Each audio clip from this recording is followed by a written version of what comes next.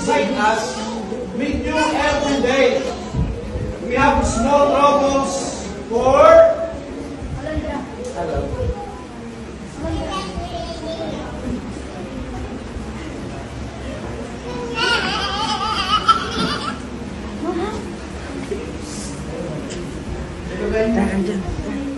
Maraming salamat at naniniwala po kami the power of declaration of Diyos. Proverbs chapter 18 verse 21. Life and death is in the power of the tongue.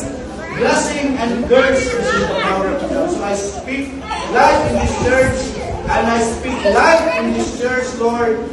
Panginoon, blessing and life, Panginoon, I declare sa buhay ng bawat isa sa amin sa iglesia.